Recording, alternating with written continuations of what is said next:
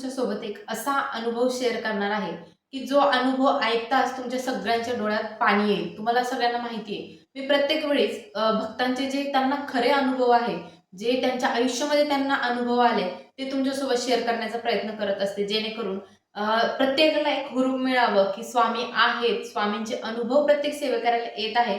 तर यासाठीच मी तुम्हाला ह्या ज्या खरे अनुभव आहे, जे की मला Instaवरती जे सेवेकरी आहे ते पोहोचवतात आणि मी त्याचा व्हिडिओ बनवून तुमच्यापर्यंत पोहोचवते.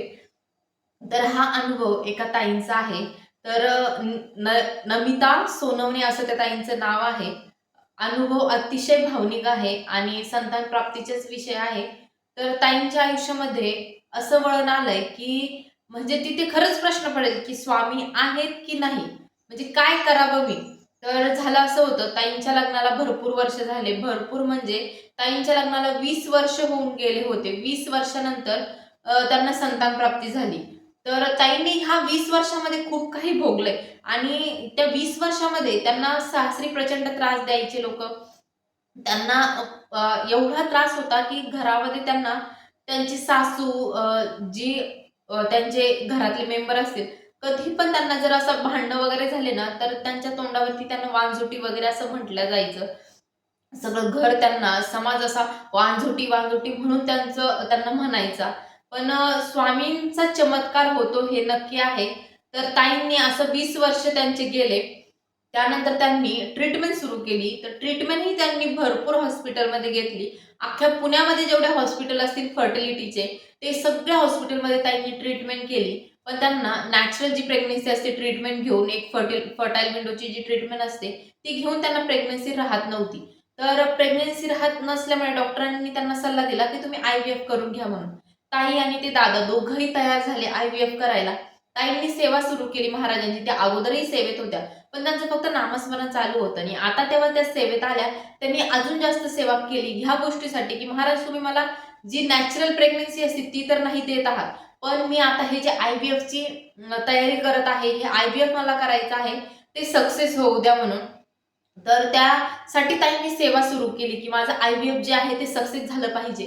कारण की आपल्या सगळ्यांना माहिती आहे आय-व्ही-एफला काही कमी खर्च लागत नाही. भरपूर असा लाखाने आय-व्ही-एफमध्ये पैसे ओतावे लागतात. तेव्हा कुठे ते आय-व्ही-एफ सक्सेस होतं किंवा आय-व्ही-एफ आपलं करता येतं. तर असंच ताईंनी एक नामांकित हॉस्पिटलमध्ये आय-व्ही-एफची जी ट्रीटमेंट आहे ती सुरू केली आणि महाराजांची सेवाही त्यासोबत चालू होती. ताईंना आतापर्यंत एवढी 6 ते 7 वर्ष त्यांनी ट्रीटमेंट घेतली होती. अगोदरही साध्या हॉस्पिटलमध्ये ट्रीटमेंट चालूच होती त्यांची. लग्नाच्या 2 वर्षानंतर त्यांनी ट्रीटमेंट सुरू केलेली होती. तर आज त्यांच्या लग्नाला 20 वर्ष कंप्लीट होत आलेत. तर त्यांची ट्रीटमेंट चालूच होती. तर विचार करा त्या त्या दादांनी त्यांच्या बायकोने किती हॉस्पिटल चेंज केले असतील, किती त्यांनी ते कशा-कशातून गेले असतील. तर असो, तर त्यांनी आय-व्ही-एफची तयारी केली. महाराजांची सेवा त्यांनी सोडली नाही. महाराजांचं त्यांचं स्वामी चरित्राचं पारायण, तारक मंत्र सगळं चालू होतं आणि त्यांनी आय-व्ही-एफला ज्या दिवशी ॲडमिट व्हावं लागतं, त्या दिवशी त्या गेल्या हॉस्पिटलला. तिथेही त्यांचं महाराजांचं नामस्मरण चालू होतं आणि आय-व्ही-एफ झालं. जेव्हा आय-व्ही-एफ आपलं होतं, तेव्हा बेड रेस्ट घ्यावा लागतो म्हणतात असं. तर त्या ताई बेड रेस्टवरती होत्या. पण तरीही त्यांचं नामस्मरण सतत चालू होतं. तारक मंत्र चालू होता. त्या मोबाईलवरती स्वामी चरित्राचे 1 ते 21 अध्याय पूर्ण ऐकत होत्या. तर त्या ही सेवा त्यांची चालूच होती आणि स्वामींच्या कृपेने त्यांचं ते आय-व्ही-एफ सक्सेस झालं. त्या आय-व्ही-एफमध्ये त्यांना कळालं, की त्यांना 2 जुळी बाळं राहिलेली आहे. आता त्यांचं एकच होतं, की हे 9 महिने माझं बाळ सुरक्षित राहिलं पाहिजे. तर स्वामींची त्यांची जी सेवा आहे ती चालूच होती. त्यांचा अतोनात विश्वास स्वामींवर होता. एक दिवस त्यांना स्वप्न पडलं, की मी तुला बाळ देतोय, पण तुला मी एकच बाळ देणार आहे. 2 बाळ तुझ्या नशिबात नाही. हे त्यांना स्वप्नात येऊन स्वामींनी सांगितलं. पण त्यांनी त्या गोष्टीकडे दुर्लक्ष केलं.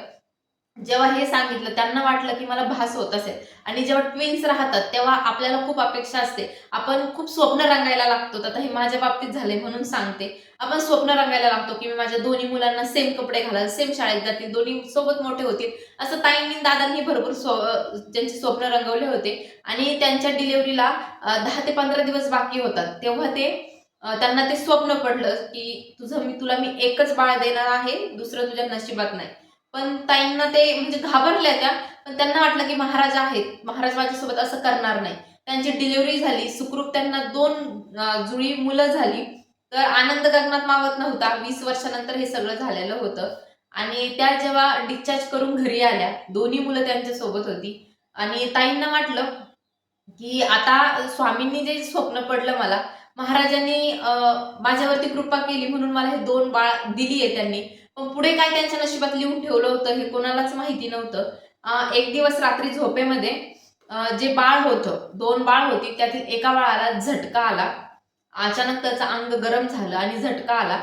तर त्याला ते झटके एवढं तीव्र होतात, की आपण नेहमी म्हणतो, की त्या बाळाला झटका येतात आणि ते बाळाला लगेच हॉस्पिटलला वगैरे न्यावं लागतं. तर काही बाळांमध्ये असं असतं आणि त्या ताईंच्या बाळाला पहिल्यांदाच असं झालेलं होतं. अगदी त्याला अ, तो बाळ जास्तीत जास्त 2 ते 2.5 महिने आय थिंक राहिला असेल सांगितलं त्यांनी. तर त्याच्यानंतर त्याला झटके आले आणि ते झटके एवढे तीव्र होते, त्याची तब्येत त्यानंतर एवढी बिघडली, की तिथे त्या बाळाचा मृत्यू झाला. हो, तर तिथे त्या बाळाचा मृत्यू झाला आणि जे ताईंना स्वप्न पडलं होतं, ते खरं झालं आणि त्यानंतर असं झालं, की ताईंच्या लक्षात होतं, की स्वामींनी मला सांगितलं होतं. पण किती केलं तर आईचं काळीज आहे. 2 लेकरं जरी असले तरी अ, प्रत्येक लेकरू तिच्यासाठी स्पेशल आहे, असं ताईंचं होतं. आणि त्यानंतर त्या खूप डिप्रेशनमध्ये गेल्या. त्यांना स्वामींचाही त्या राग-राग करायला लागल्या, की "महाराज तुम्ही माझं बाळ का नेलं? तुम्ही एक तर मला पहिलेच 2 द्यायचे नसते किंवा मग माझं एक बाळ न्यायचं नसतं." असं त्यांनी भरपूर महाराजांसमोर आतोनात प्रयत्न केला. आणि मी एक सांगते, जेव्हाही मी असे अनुभव शेअर करते ना, कुणाचं बाळ एक्सपायर झालं, कुणाचं बाळ गेलं कशाने, मला खूप त्रास होतो. म्हणजे मी कधी-कधी हे असे अनुभव घेतच नाही. मला जर अशा अनुभवाचा मेसेज वगैरे आला ना, मी सरळ नाही म्हणते. पण काही अनुभव असे असतात, की ते शेअर करावेच लागतात, की महाराजांची शक्ती काय आहे म्हणून.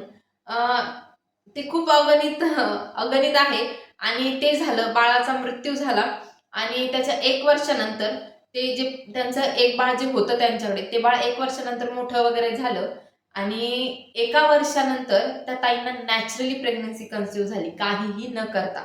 पहिले त्यांनी आय-व्ही-एफ केलंय. आय-व्ही-एफने बाळ झालं. एवढ्या वर्ष ट्रीटमेंट घेतली आणि नंतर त्यांना नॅचरली कन्सीव्ह झालं.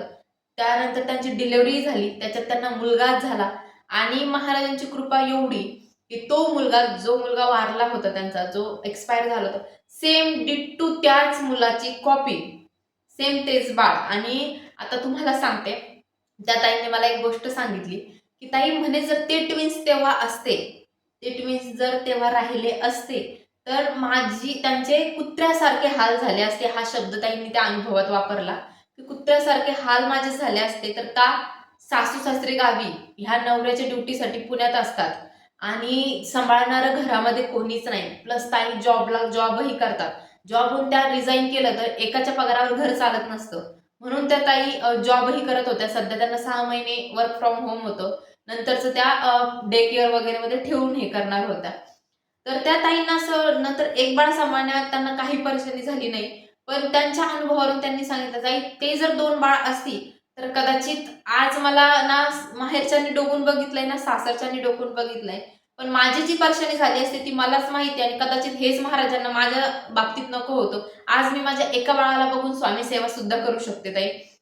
आणि त्यानंतर ताईंना नॅचरल प्रेग्नन्सी कन्सीव्ह झाली. पण एवढं एक बाळ नेऊनही तर ताईंची श्रद्धा बघा ना हो, की त्यांनी सेवा सोडली नाही. त्यांच्याकडून छोटी-मोठी जी काही सेवा होत होती ती केली त्यांनी आणि आज महाराजांनी त्यांना अ, त्याचं फळ दिलं. आज ती मुलं 2-2 वर्षाची आहे. म्हणजे तो पहिला जो मुलगा आहे, तो 1.5 ते 2 वर्षाचा असेल आय थिंक. म्हणजे एज मला एवढं माहिती नाही. पण दुसरा मुलगाही छान आहे. दोन्ही सारखेच दिसतात. ते खूप महत्वाचं आहे आणि आज त्यांच्या संसारात ते सुखी आहे. हाच अनुभव होता. त्या ताईंच्या आयुष्यात किती दुःख आलं, पण त्यांनी महाराजांना सोडलं नाही. तुम्हाला हेच सांगेल, की महाराजांना तुम्ही सोडू नका. एक ना एक दिवस नक्कीच महाराज आयुष्यात चमत्कार करतील. तुम्हाला हेच सांगणं आहे. व्हिडिओ आवडला असेल तर नक्की लाईक, शेअर, सबस्क्राईब करा. तुमचे काही अनुभव असतील तर साक्षी लाईफस्टाईल YouTube, Insta पेज आहे, तिथे तुम्ही शेअर करू शकता.